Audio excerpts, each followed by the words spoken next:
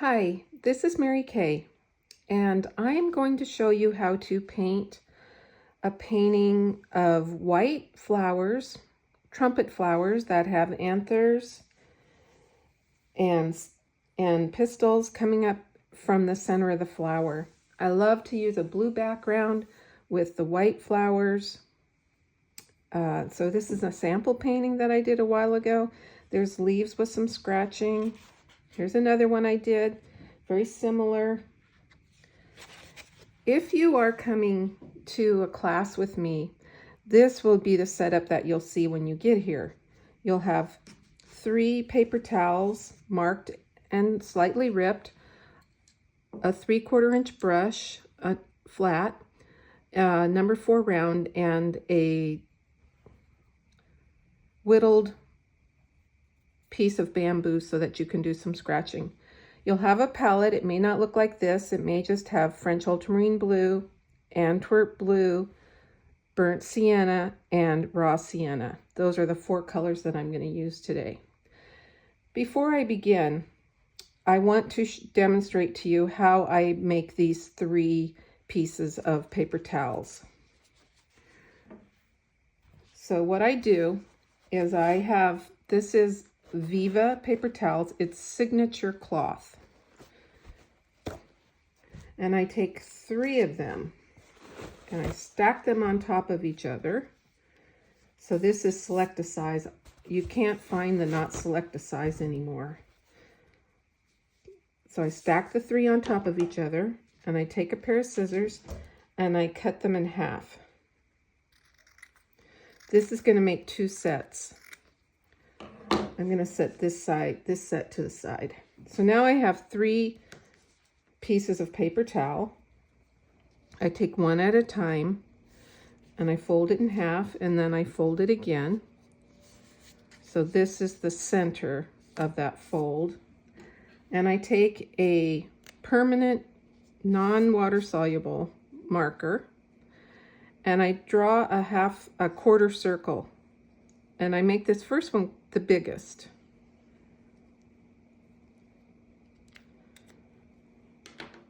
And then I take this little spot right here and I rip it, because a lot of people, kids and older people, have trouble getting that started. Now the second one is do the same thing, fold in half, fold again, and now I'm going to make this slightly smaller. This is going to be the medium size one. When you're drawing these, this just starts at a 90-degree angle from the edge and ends at a 90-degree angle, and then it's curved in between. There's that one. And then the third one is a smaller piece.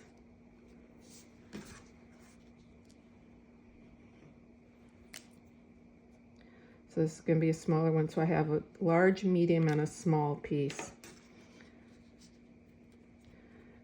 So when you come into class, you have these made for you and they're all ready. And this is all set out. This piece of paper is a piece of Arches 140-pound cold press bright white paper. It comes in a full sheet and I cut it into 1/8 sheets. That's what this is. This size sheet is 7.5 by 11. So I'm going to just demonstrate this now.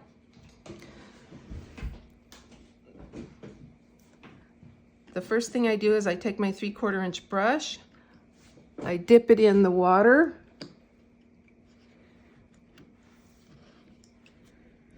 and I'm going to wet my paper, the whole thing. So I go back and forth with that brush full of water, and back and forth with this brush full of water. Right in here you can see some watermarks. It says Arches. It has an infinity sign. It says Aquarelle. So that is the little mark that the company puts into the paper.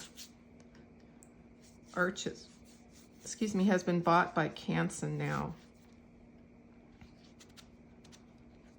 So now this paper is all wet, and it's this watermark, it's gonna show up, but it's part of the paper, and it doesn't detract from the painting at all. It's part of professional watercolors. So this paper's all wet now. What I'm gonna do, oh, I should have ripped these all the way before I wet that paper. That's okay. So I'm taking out the round part, and I'm gonna use this to wipe up my palette later. I'll put it right there. I got so excited about wetting the paper. I'm kind of ripping this so that it's not a perfect straight line. I'm going back and forth across that line. So that one I save over there, and then this one here. So pretend I haven't wet my paper yet. Okay, so I have 3 now. When I open this up, you'll see I have 3 circles, and they can have little rough edges or not.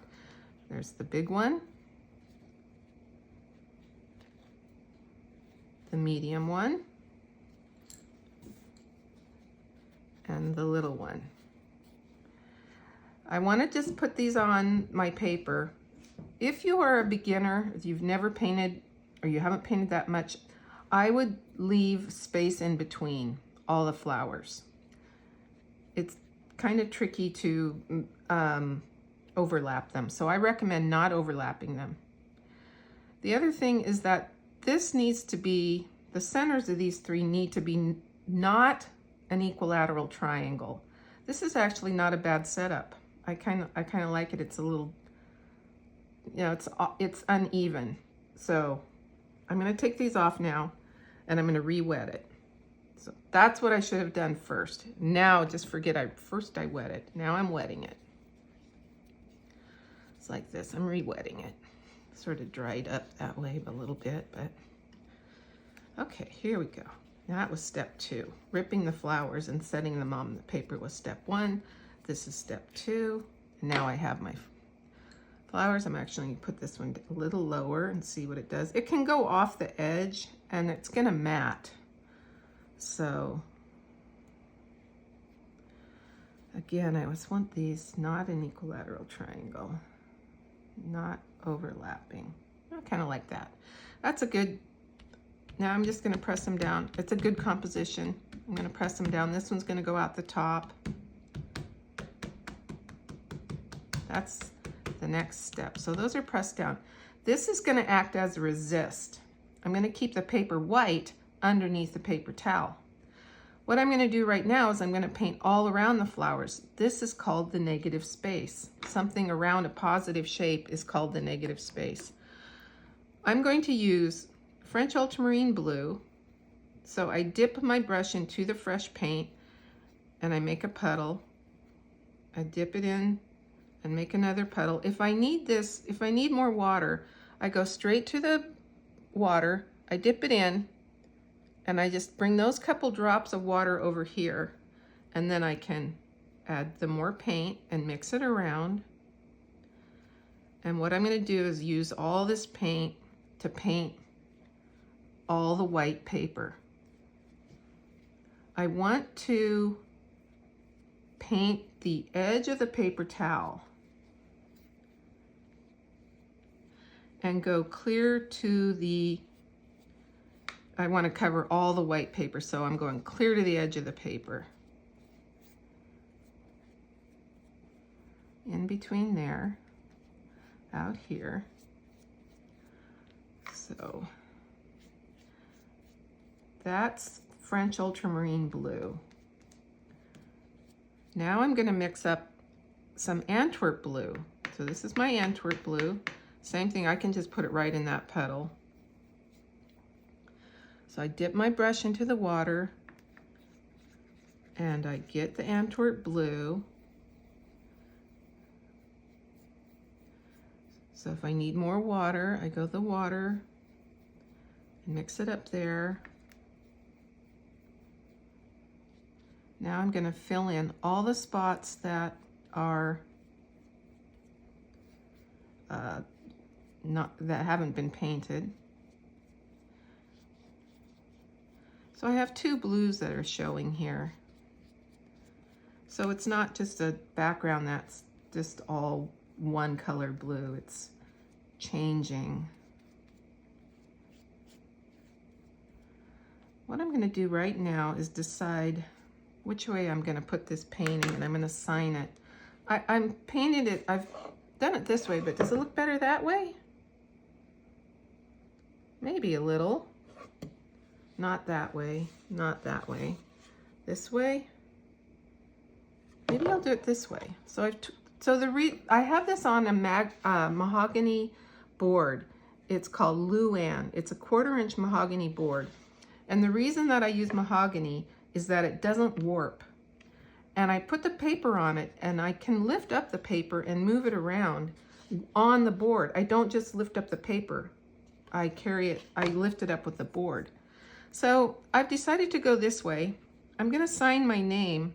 This is a piece of bamboo. I carved it into a point. I'm going to sign my name right here, not at the bottom because it's going to mat out. So up about 1 inch. And I'm just going to dig into the paper, and I'm going to write my name, which is Mary K. S. Jolly. And then I'm going to make a C, and I put a circle around it. That's a copyright sign. That means this is a copyrighted painting. Anytime an artist does a work on paper, it's copyrighted whether you write the C or not. And I'm just going to ignore that watermark up there. What I'm going to do now is I'm going to mix up some green. And that's going to be, I'm going to mix Antwerp blue and burnt sienna. I just go into a little bit of the burnt sienna and I mix it together. And it's going to turn green. This has to be Winsor Newton burnt sienna and Winsor Newton Antwerp blue to get this green. I love this green. I think it's so realistic, and you can change it to a teal and a brownish color. Now I'm going to put some leaves in. Just going to start right where I did on the blue and just make a shape of a leaf, like two little. You can just decide, put them in until you feel you've got the right amount. 3, 5, 7. I'd put in, do I want to put something in here? Yeah.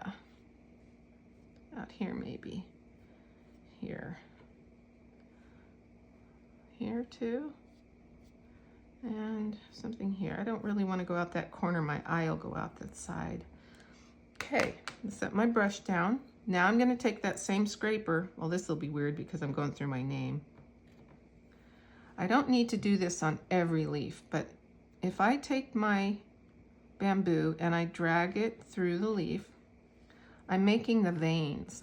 So that first one starts here and goes out, and then I'm going to just kind of alternate these veins like that. I'm going to put a few in here.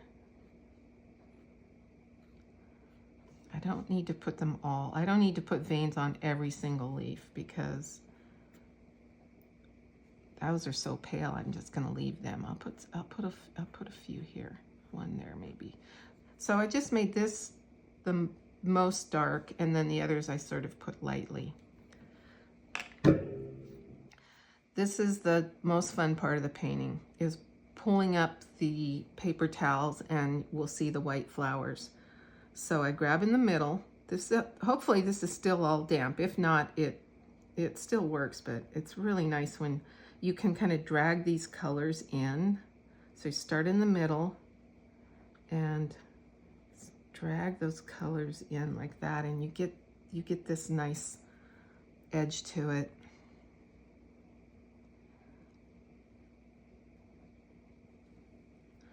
And then the third one. So now we can see the positive shape. All this was in the negative part of the flowers, and now we have the positive part of the flowers. I'm going to take my small brush now, and I need just a little bit of pure blue without green in it. Either the Antwerp or the French ultramarine blue. I'm using my little brush. I'm going to start with a lot of water. I thought I saw a hair in my brush. What I'm going to do right now is I'm going to make what's called a disappearing edge. I'm going to make a smile kind of in the center of this flower with this pale paint. And I'm going to paint it. It's like a little smile. And I can only do one at a time. I rinse my brush out all the way.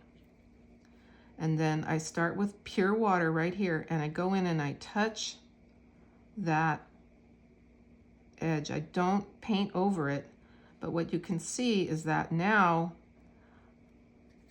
I have a little, it looks like a little hole, the center of the flower. I have a little picture of a flower here. I want to show you what I mean. So I have several here. So that's the parts of the flower. So there's a hole. It's this colored part right down here where that leaf is there. Here's one. It's not as round. It's just a little tighter. It's got some green.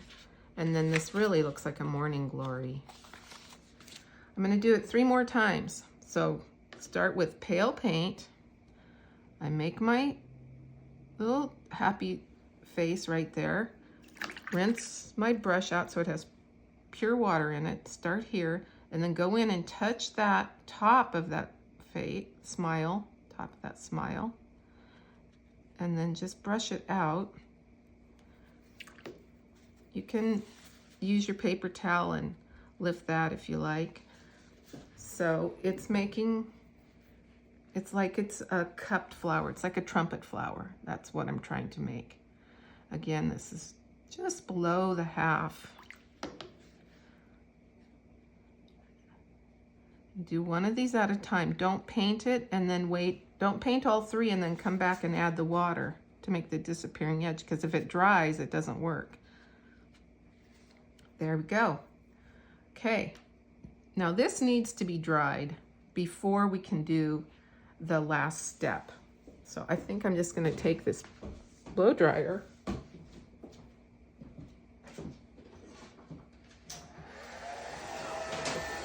and blow dry this real fast.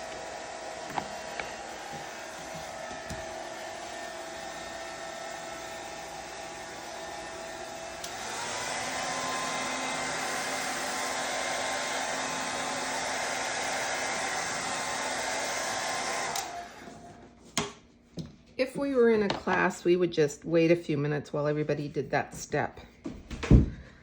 Now, the next step is to put in the stamen and the pistil. I'm going to be using raw sienna for this part. So this is kind of a dirty yellow. The more I work it on the palette, the yellower it will become. Okay. And now I'm going to touch my brush so that I get a nice thin line. Now here's the real trick of this, is that when you start with the yellow, it has to start right there at the lip and come up, because this petal here is hiding hiding part of the anther and the pistil.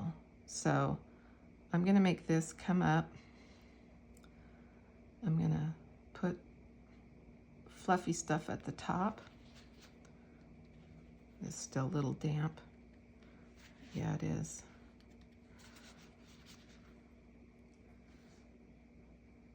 This one's the driest. Okay, I can make this nice and fluffy up there. And then the little ones coming out here are the stamen. They actually can have little dots on their tops too. And they can crisscross, and you can have a lot. You don't want you don't want to cover any of the white. They just start right at that edge. That one's really wet. This one's just damp. That's why it got fat when I painted it, because it was wet. I need to dry that one, so I'm sorry. It's going to be another loud noise.